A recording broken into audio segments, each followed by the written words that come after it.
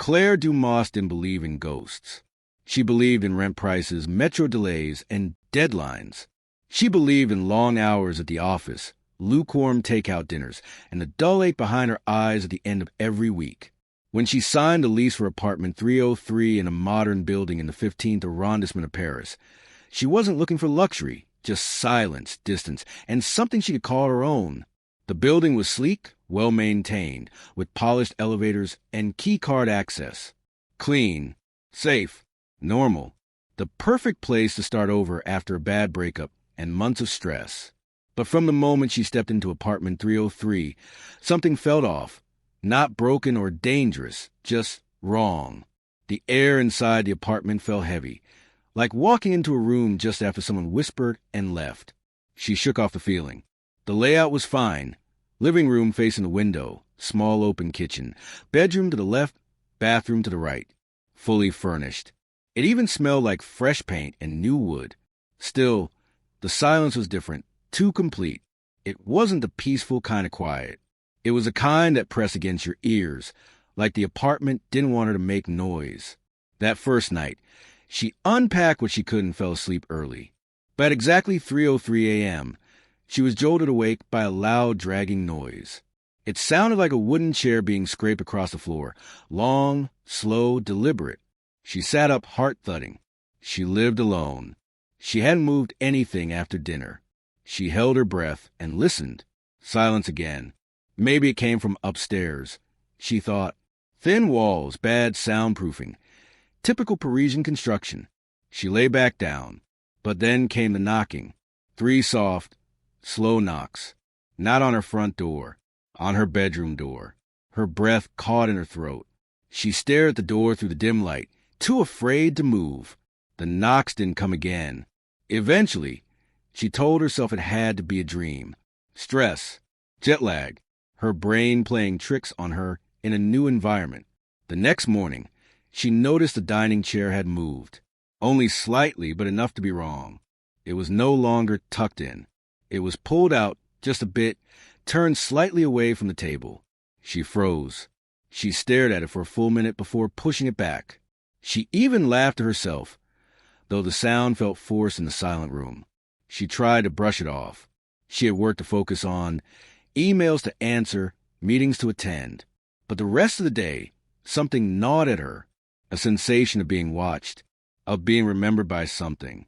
The second night, she woke up at the same time, 3:03 a.m., like her body had been trained. This time, she heard both sounds at once, the chair dragging and the knocking, first on the bedroom door, then on the wall behind her headboard. She turned on the bedside lamp. The light flickered before staying on. She waited. The apartment was still again. She got up, opened the bedroom door slowly, expecting. She didn't know what. A prank? A burglar? Nothing. The apartment was as she left it.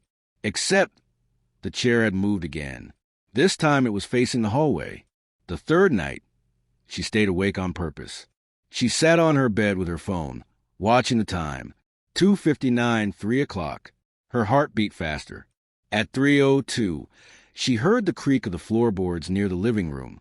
At 3:03, the chair dragged loudly across the floor, as if someone had violently shoved it aside. Claire's mouth went dry. She tiptoed to the door and peeked through the crack. The living room was dark, except for the faint city lights outside the window. The chair was now completely turned toward her bedroom. It was facing her. She snapped the bedroom door shut and locked it. She stayed awake until the sun rose. By the 5th night, it wasn't just a chair. Her toothbrush moved positions. Her shampoo bottle was knocked over in the shower.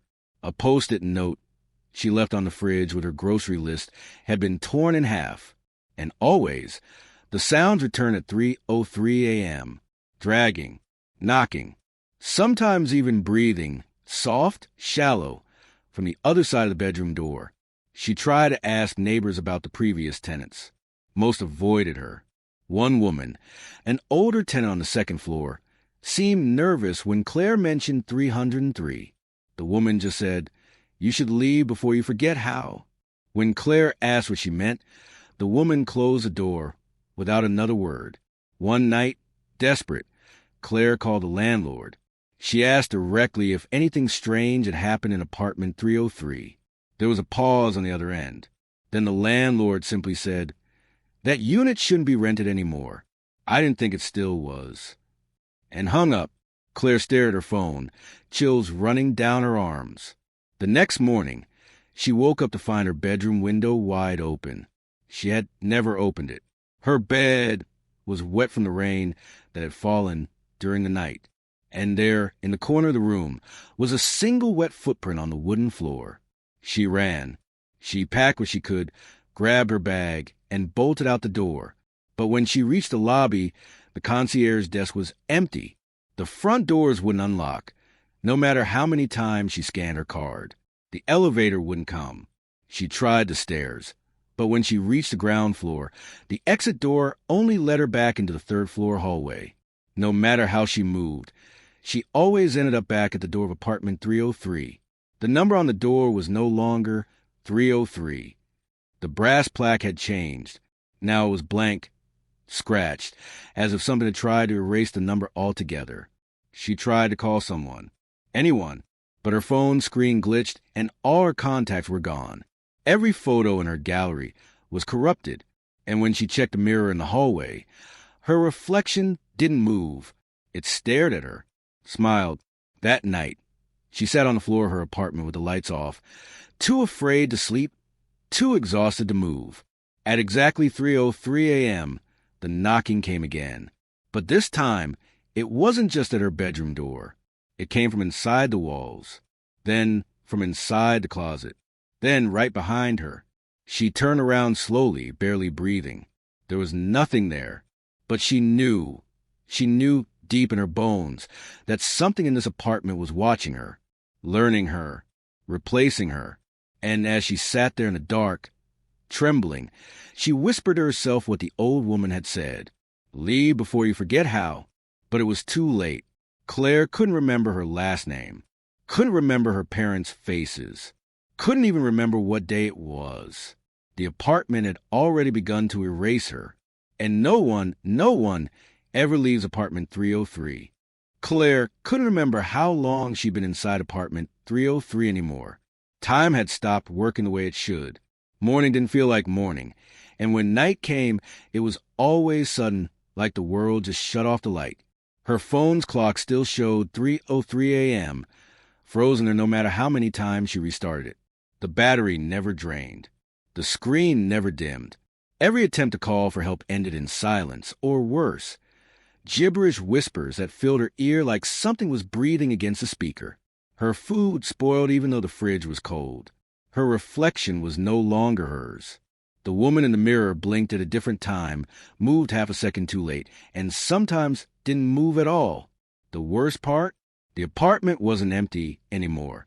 She first noticed it when she walked past the hallway mirror and saw someone else standing behind her. She spun around. No one was there. But in the mirror, the figure remained. Tall, thin, wearing a dark coat. Its face was just a blur, as if someone had smeared the features like wet paint. It didn't move. It just watched. She threw a sheet over the mirror. The next day, the sheet was folded neatly on her bed. Claire tried to leave again. She forced herself to be calm, methodical. She wrote down the steps. Pack bag. Go to the elevator. Use stairs if stuck. Find help. But when she opened the front door, the hallway was gone. It was just a black void, like the apartment was floating in darkness. She slammed the door shut, locked it, and ran to the window. But outside wasn't Paris anymore. It was the same hallway she just tried to walk into, endless, looping, with every door numbered 303. She began hearing voices behind the walls. They didn't speak in any language she understood. They were low, wet murmurs, like someone whispering secrets through water. And sometimes, late at night, they turned into screams. Long, painful, familiar screams. She was sure she heard her own voice crying for help. On the seventh night, or what she believed to be the seventh, Claire found a notebook inside the wardrobe. It hadn't been there before. The first page read, in shaky handwriting, "If you're reading this, you're already part of it." The rest of the pages were filled with desperate journal entries. From someone named Hugo Lemoyne. He had lived in apartment 303 3 years ago. Or maybe 30.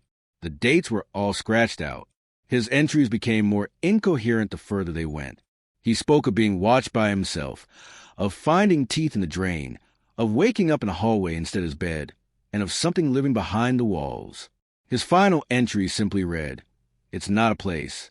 It's a thing, and it wants to wear your skin." Claire dropped the notebook and backed away. Her stomach churned. She rushed to the bathroom and vomited. But when she looked into the toilet, there was no vomit, only black water, thick and still like oil. She flushed it, but the water didn't drain. It just bubbled. She locked the bathroom door and didn't go back in for days. Eventually, Claire tried to trick the apartment. She turned all the mirrors to face the walls. She covered her phone's camera. She stopped speaking out loud, afraid the thing would learn her voice. But no matter what she did, the apartment always found a way to push back. One night, she heard typing. Her laptop had been dead for days, but the keys were clicking by themselves. She walked in and saw the screen flickering with a new Word document. Over and over, the same sentence was being typed. "You are not Claire. You are not Claire. You are not Claire." She slammed the lid shut, unplugged the power, and threw the laptop into the wardrobe. The next morning, it was back on the table. Turned on. The same sentence was still being written. Then came the shadows. They no longer waited until 3:03. They came during the day, or what passed for day. They slid across the floor, dark stains that moved without light. One afternoon, she saw handprints forming on the foggy glass of the shower while she was brushing her teeth. 5 fingers, pressing hard, from the inside. When she yanked open the shower door, nothing was there, but the mirror behind her showed the door still closed, and someone inside it. She started forgetting more. First her birthday, then her mother's face, then her own. She looked at her ID card and couldn't recognize the woman in the picture. She stared at her hands and wondered if they'd always looked like that, longer, thinner, almost wrong. Then came the night. She woke up and the bedroom was gone. She was standing in the hallway, barefoot, cold. Her bedroom door was open behind her, but instead of her bed, it was just another hallway, identical to the one she was in. She turned back, same hallway. She ran. Door after door, all labeled 303. She opened one, and there was someone sitting in a chair, facing the wall. She whispered, "Hello?" The figure didn't move. She stepped closer. The chair slowly turned by itself, and sitting in it was her. Same face, same clothes, but the eyes were wrong, solid black, no whites, no light, and the thing smiled wide and unnatural. Its mouth was full of teeth, too many teeth, and then it spoke. "I told you to leave before you forgot how." Claire screamed and ran. She doesn't remember how she got back to her apartment, but when she woke up, she was in her bed, the lights off, the chair in the living room facing her again. And this time, something was sitting in it. She didn't look. She closed her eyes and waited until it was morning. But morning never came. Now the light switches do nothing. The windows are just black. No reflection, no outside, just shadows. And that chair, it's always occupied. Whoever or whatever is sitting there watches her without moving. And when she blinks, it's closer. A little more each time. Claire doesn't eat anymore. She doesn't sleep. She writes messages to herself on the wall, just to remember who she is. "My name is Claire Dumas. I lived here alone. This is not my reflection." But the messages vanish the next day, replaced by new ones in handwriting that mimics hers, but isn't. Messages like, "We are Claire now," or "The apartment remembers." She doesn't know how much longer she has before she forgets completely, before she becomes the thing in the mirror, the thing in the chair, the thing knocking from inside the walls. And somewhere deep inside apartment 303, there are more like her. Dozens. Hundreds. Forgotten tenants with no names, no faces. Swallowed by the place that was never meant to exist. And you, if you're hearing this, do not try to find it. Do not go looking for apartment 303, because it doesn't want visitors. It wants replacements. Claire hadn't spoken a word in days, or maybe weeks. She couldn't tell anymore, but the apartment spoke for her now. It whispered her name when she walked past dark corners, hissed it from events, scratched it onto the walls while she wasn't looking. She found it written inside her closet, on the ceiling above her bed, carved into the inside of the refrigerator door. Claire Dumas, over and over like a warning or a mockery. She tried to ignore the messages, tried to pretend she still had some control, but deep down, she knew the apartment was wearing her down, eating her sanity piece by piece like a slow, quiet animal gnawing through a locked door. One night, she woke up standing in front of the door, her hand on the knob, her mouth whispering a name she didn't recognize, Marion, over and over like a prayer. She didn't know who Marion was. She didn't want to. That same night, the television turned on by itself. Even though it hadn't worked in weeks, it was just static at first, but then the static began to take shape. A face emerged from the snow. Her face. But it was rotting, with hollow eyes and black veins spreading like cracks. It stared at her for 30 seconds, then smiled and said, "You're next," in a voice that was both hers and not hers. The screen exploded. Shards of glass hit her arm, and for the first time since she moved in, she bled. But her blood wasn't red. It was thick and dark, like old oil, and it didn't stop bleeding until she passed out. When she woke up, the wound was gone, like it had never happened, but her arm still ached, and under the skin she felt something move, something wriggling, alive. She stopped trying to leave. She knew now that she couldn't. She had become part of the apartment, and the apartment had become part of her. The boundaries were gone. Sometimes she found herself in places that shouldn't exist. Endless staircases with doors on every step, each one labeled 303, or hallways filled with people who had no eyes, whispering her name while tearing skin off their faces. She saw children play in the bathtub, soaked in black water, their laughter high-pitched and mechanical like broken toys. Once, she saw her parents standing in the kitchen, smiling at her, beckoning her to join them. But when she walked closer, their faces peeled back and revealed the same blurred creature that had haunted her since the first week. She screamed and locked herself in the closet, but inside the closet was a mirror, and in that mirror was a version of herself that had replaced a reflection. It was laughing. Claire slammed her fist against the glass, screaming at it to stop, to leave her alone, but the mirror Claire only leaned closer and whispered, "It's already too late. We're trading places tonight." Claire ran. She didn't know where, just away from the mirror, from the faces, from the voices that were no longer content to whisper. They were loud now, shouting from behind the walls, stomping through the ceiling, pounding on the door at exactly 3:03 a.m. every night. But the knocking never came from the same place twice. Sometimes it came from the kitchen cabinets, sometimes from under her bed. Once, it came from inside the fridge. She opened it and found a mouth, just a mouth, no body, embedded in the back wall, smiling, its teeth chattering nonstop, until blood poured from the freezer. The worst part was that Claire didn't scream anymore. She just stood there, numb, staring, as if this was all normal now. She had started to forget her own voice, her memories blurring like the faces in the hallway. She wrote a note to herself and taped it to the wall. "My name is Claire. I lived in Paris. I worked at the agency." But the next morning, the note was gone, replaced with one in a different handwriting. "No, you didn't." That day, the apartment started changing. The layout shifted. Doors led to rooms that hadn't been there before. Her bedroom opened into a library filled with journals written in her handwriting, detailing events she hadn't lived through. In one of them, she read about a man named Hugo who tried to burn the apartment down, but when he lit the match, he caught fire instead. Another journal described her jumping from the balcony to escape, only to land back in the living room, unharmed, again and again, her screams looping like a broken record. The journals ended the same way. It always ends with the chair. And Claire knew what it meant. The chair had been waiting. It had always been there.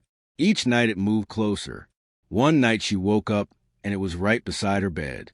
Something was sitting in it, breathing. Claire could feel its breath on her face, cold and dry. She reached out slowly, trembling, and touched it.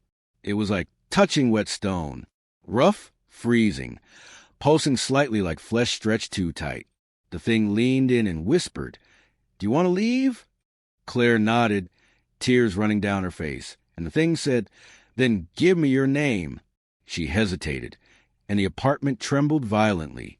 Lights exploded. The walls cracked. Blood dripped from the ceiling. The voices screamed in rage, and the chair thing whispered, "Say it." Claire opened her mouth, but nothing came out. Her name was gone. She couldn't remember it. She backed away, shaking, her body collapsing against the wall. The thing in the chair laughed, and the apartment began to breathe. Walls expanded and shrank like lungs. The floors pulsed like veins. The air turned thick and humid like the inside of a mouth. Claire curled up, whispering nonsense, her mind unraveling. Then she heard it, outside the door, a knock. But this time it wasn't at 303. It was earlier, and it wasn't from inside. It was real. Someone was at the door. A voice. "Hello? Is anyone there?" A woman's voice. Claire's heart pounded. She crawled to the door, fingers shaking, and reached for the handle. The voice came again. "I'm here to view the apartment." Apartment 303? Claire froze. Her lips moved. She whispered, "Don't open it." But her hand turned the knob anyway. The door creaked open, and on the other side stood a young woman, holding a suitcase, smiling politely. "Hi," she said. "Is this apartment 303? Claire tried to speak, to scream, to slam the door shut, but her body didn't move. She just stood there, smiling back, as the woman stepped inside. And then Claire felt it, her body fading, her memories slipping, her reflection blinking on its own again. The apartment had chosen. A new tenant had arrived. And Claire was gone.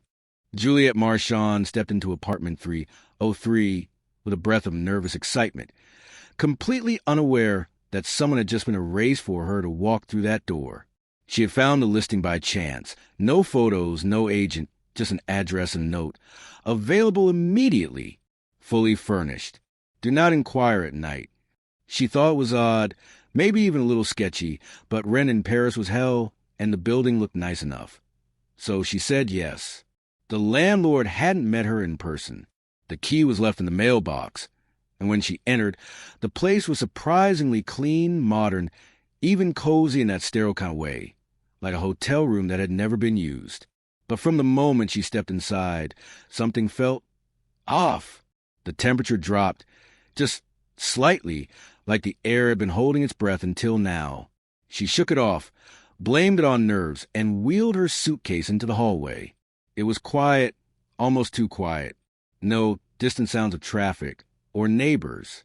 Just silence, heavy and constant, as if the apartment were buried underground. That night, while unpacking, she found things that weren't hers. An old comb beneath the sink, a single woman's shoe under the bed, a lipstick smudge on the bathroom mirror.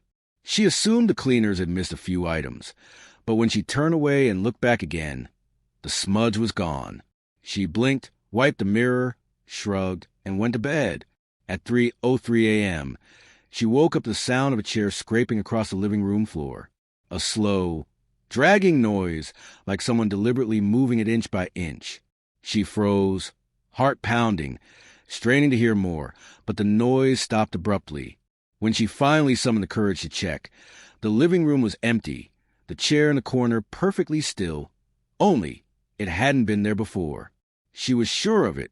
The next morning, she found scratches on her bedroom door. Thin, long lines, as if made by nails. She touched them and felt something sticky like sap or, no, blood. But when she looked at her fingers, they were clean. Still, she felt sick the entire day, her skin prickling every time she turned her back to a mirror. The unease deepened with every hour she spent in the apartment. Lights flickered when she passed under them. Faucets dripped a dark, viscous liquid that cleared the moment she turned the handle. Whispers crept into her ears when she leaned too close to the walls. Whispers that said her name, her secrets, things no one else should know. By the third night, Juliette had stopped sleeping. She kept the lights on, sat in bed with her phone clutched in both hands, watching TikToks and trying to drown out the oppressive quiet. At exactly 3:03, the knocking began. Not on the door this time, on the floor beneath her bed. 3 knocks, a pause, then 3 more, something under her. She leapt up, flipped the mattress in a panic, and saw nothing. But when she put her ear to the floor, she heard breathing, slow, raspy, just below the wood. She screamed and ran out into the hallway, barefoot and shaking, but no one answered when she banged on the neighboring doors. In fact, none of the other units seemed to be occupied. No lights, no sounds, no names on the mailboxes, just numbers cold and sterile like gravestones. When she returned to 303, the door was wide open. Inside, the chair had moved again, now sitting at the foot of her bed. She decided she would leave in the morning. She packed everything that night. But when she woke up, the suitcase was gone, replaced by a small, dusty trunk she had never seen before, with her name carved into the lid. Inside was a journal, page after page written in frantic, looping handwriting. Her handwriting. But she hadn't written any of it. The entries described everything she had experienced, right up to that morning, and then they continued. They described her trying to leave, only to find the front door opening into the closet. They described her phone screen melting when she tried to call for help. They described the thing in the chair, how it stood up and walked for the first time on the 5th night. Juliette stared at the journal in horror, dropped it, and turned to run, but the hallway beyond the door had changed.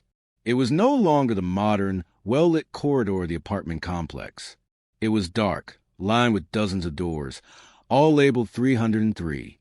She slammed the door shut, heart racing, chest heaving. Behind her, the chair groaned, slowly, creaking under the weight of something standing. She didn't turn around. She couldn't. She felt the presence approach, inch by inch, dragging something heavy. Then it spoke, right behind her ear, in a voice that was not human. She wore your face before you did. She screamed just like you. Juliette spun around, swinging a lamp she grabbed from the table, but there was no one there, only the chair, rocking gently, as if something had just left it. That night, the mirror in the bathroom showed her reflection, smiling when she wasn't. It whispered in sync with her thoughts, finishing her sentences before she could think them. And then, at 3:03, her reflection walked away without her. It stepped out of frame, into the hallway behind her, and she heard it whisper again, "Now you watch." And from that moment on, Juliette could no longer see herself in the mirror, only the reflection of the apartment, empty except for the chair. Juliette hadn't slept in 2 nights. Her face was pale, her eyes bloodshot, and her hands trembled constantly, even when she wasn't cold. She had stopped using the mirrors, every single one of them, covered them with towels, clothes, anything she could find. But it didn't help.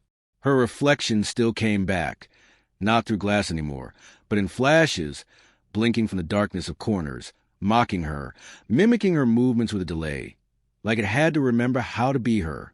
She tried to leave the apartment again, but the moment she opened the front door, she was staring into her own bedroom, the exact same one she had just left behind. No matter how many times she turned the knob, or screamed, or kicked at the walls, it was useless.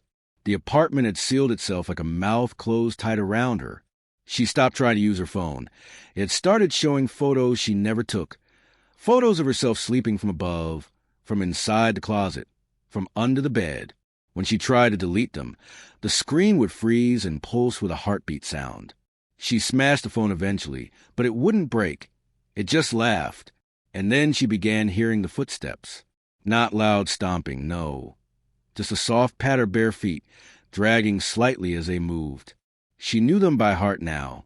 They would start in the kitchen, circle through the hallway, pause at her bedroom door at exactly 3:03 a.m., and then disappear. But every night they got closer. The last time, she saw the doorknob turn on its own. Something was learning how to use it. Desperate, she searched the apartment for anything. Any clue from the previous tenant, any sign someone had been here before her. She pulled open air vents, lifted floorboards, tore apart the mattress. And then, Behind a loose tile in the bathroom wall, she found a bundle of letters. They were wrapped in twine, stained with water and something darker. Each one addressed to a different name. Dozens of names. She flipped through them with shaking hands. The handwriting changed with each letter, but the message was always the same. Do not trust the mirrors. Do not sleep past 3:03. If you see yourself, run. If you hear your name from the other room, do not answer. You are not alone. It wants to be you. She backed away, heart racing, and suddenly the lights flickered and went out. Darkness swallowed the apartment, thick and absolute. The only sound was the sharp creak of the rocking chair in the living room. She knew she hadn't touched it. It shouldn't be moving. Slowly, she reached a flashlight from her bag and turned it on, aiming at the doorway. And there it was, her reflection, standing just beyond the frame, identical in every way except the smile, which was too wide, too still. It raised its hand and pointed to her, then slowly tilted its head, mouthing the word switch. Juliette ran, tried to lock herself in the bathroom, but the door wouldn't close. Cold air blew from inside, and she realized the bathtub was full, overfilled, with black water, even though she hadn't turned it on. Floating in the tub was another bundle of letters, and beneath them, a face, her own, but decayed, bloated, staring upward with eyes wide open. She screamed and slammed the door shut, backing into the hallway, only to hear laughter, soft and childlike, echoing from the kitchen. She turned, but the room was empty, except now all the chairs were stacked on the table upside down, that had not been there 5 minutes ago. She heard her name again, whispered sweetly, softly, from the bedroom, and for a split second she moved toward it before she remembered the letters. She stopped, held her breath, and whispered, "I'm not answering." The whisper came again, but angrier now. Juliette. Then louder. Juliette. Then a scream, inhuman, echoing off the walls as every light in the apartment burst at once. She fell to the floor, covering her ears, and when she looked up again, the hallway had changed. The walls were no longer drywall. They were covered in skin, pulsing, veined, and warm to the touch. Doors lined either side, but they weren't made of wood. They were stitched shut with hair and teeth. The number 303 was carved into every one of them. She stumbled backward, and the floor squelched under her feet. The apartment was no longer pretending to be a home. It had shed its disguise. It was alive now, and it was hungry. She ran back toward the front door, now pulsing like a heartbeat, grabbed the doorknob and yanked it open, only to find herself face to face with a corridor made entirely of mirrors, stretching into blackness. Her own reflection lined every wall, but they weren't still. They watched her. They followed her. One of them stepped forward out of the mirror and whispered, "Your turn." Then it rushed her. The last thing Juliette saw before the flashlight died was her own face, twisted and smiling, lunging at her with arms outstretched. The light went out. The door slammed shut, and apartment 303 was silent again, waiting. Juliette awoke not in her bed, not on the floor, but inside the mirror corridor, lying on cold glass that reflected not just her face, but dozens of distorted versions of herself, all blinking at different times, smiling at things that weren't there, mouthing words she couldn't hear. Her entire body ached, her head throbbed, and her throat was raw as if she had screamed for hours without stopping. She stood, legs shaking, and turned to find the mirror corridor stretched endlessly behind and before her. But the difference now was that the reflections were no longer following her. They were staring at something else, something behind her. She turned slowly and saw it. A tall figure shaped like a human but utterly wrong, as if someone had tried to build a person from leftover skin, glass shards, and teeth. Its eyes were mirrors, reflecting her own terrified face, and it moved silently, hovering just above the surface like a ghost trapped in a body. It raised one elongated hand and pointed toward her chest. She backed away, whispering, "I don't belong here." And as if reacting to her words, the mirrors began to crack, one by one, each shattering with a sharp pop like a firecracker. Each crack echoed like a scream. The creature twitched. It hated that sound. She turned and ran, her feet slipping on the smooth surface, her breathing ragged as more mirrors around her exploded, revealing flashes of rooms. Living rooms, kitchens, bedrooms. All identical to hers, but in different times, with different people screaming, clawing at walls, burning, disappearing. Every mirror held the moment someone was taken by the apartment. And now, they were all looking at her. Juliette remembered the letters. If you see yourself, run. If you hear your name, do not answer. But what if running wasn't enough? What if the only way to beat the apartment was to stop being hunted? She stopped running. She turned around. The creature was right behind her now, arms reaching forward, eyes wide and empty. She screamed, not in fear, but in defiance, and charged toward it. The creature staggered, confused, its face flickering between hers and someone else's, a man, a child, an old woman. It didn't know who to be. She slammed into it, and they both crashed into the nearest mirror. Instead of breaking, the glass rippled like water, and they fell through it into her apartment, into the real 303, or what was left of it. The walls were rotting now, bleeding dark tar from every outlet.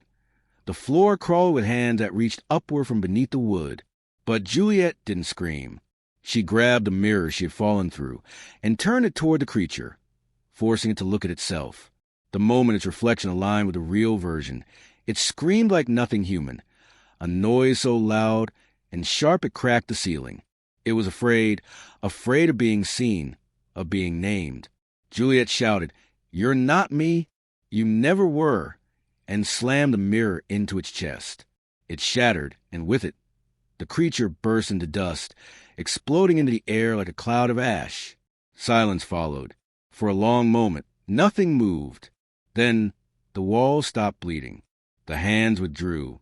The lights flickered back on. The apartment was still. Slowly, cautiously, Juliette walked to the front door. It was just a door again. She opened it, and this time it showed the hallway. Not a loop, not her bedroom. The real hallway. Daylight spilled in, bright and warm and blinding. She stepped outside, barefoot, bruised, broken, but alive. Neighbors looked at her in shock, whispering, but none dared approach. An ambulance was called. The police asked questions. She said nothing. They found no trace of anyone else in apartment 303. No blood, no letters, no furniture. Just a sealed mirror in the bathroom, cracked once in the center. She left Paris the next day. Never looked back. Years passed. Juliette never spoke of apartment 303 again. But sometimes late at night, she would check every mirror in her house, just to be sure the reflection still moved when she did. And once, only once, she found a note slipped under her door. One sentence, typed on an old machine. It read, "It only takes one glance to let it back in." She moved again that night.